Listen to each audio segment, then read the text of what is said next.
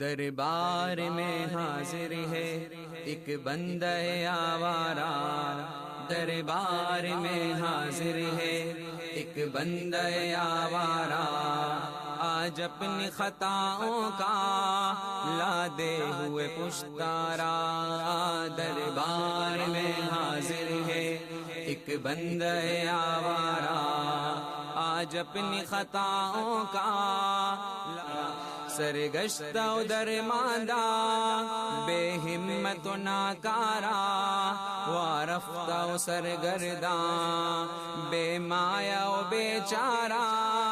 شیطان کا ستم خوردہ،